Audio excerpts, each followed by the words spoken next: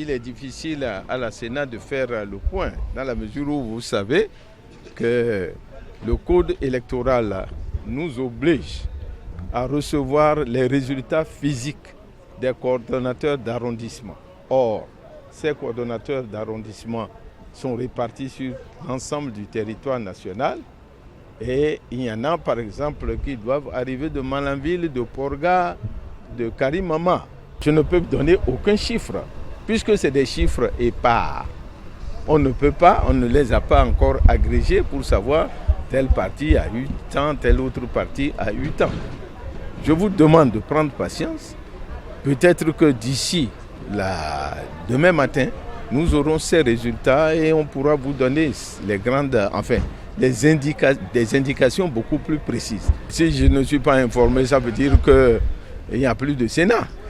Il n'y a plus de Sénat. Je suis bien informé de ce qui s'est passé dans certaines localités, à savoir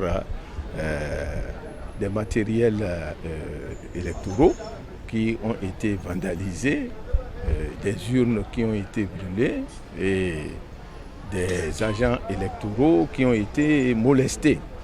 Je dois exprimer ma solidarité et tous les sentiments de compassion de la Sénat à l'égard de ces agents électoraux qui ont énormément souffert pour certains. Et ça, ce n'est pas la première fois que ça arrive dans notre pays. Nous avons connu des situations similaires en 1991 et dans d'autres et au cours d'autres élections. Mais ce n'est pas une qualité et il faudrait que chacun de nous puisse tirer les conséquences, les leçons de ce qui s'est passé. Que tous les acteurs, parce que ces choses-là ne se produisent pas à partir de rien. S'il n'y a pas eu de vote quelque part, on ne va pas comptabiliser zéro. On ne va pas dire, on ne va pas mettre à la place de 0,20. Ce n'est pas possible. Puisque si les élections ne se sont pas déroulées, on ne va pas inventer des chiffres concernant ça.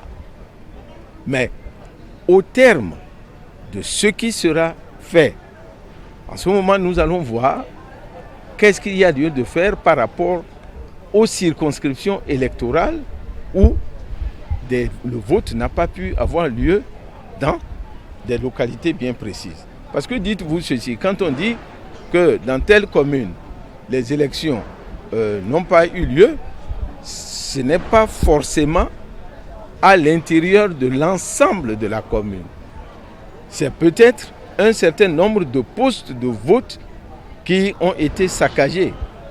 Peut-être que d'autres postes de vote ne l'ont pas été et les élections se sont déroulées normalement. Pour l'instant, nous ne pouvons absolument pas présager du sort de ces localités. Il faut que les coordonnateurs d'arrondissement nous fassent leur rapport et en ce moment-là, nous saurons quelle est la conduite à tenir.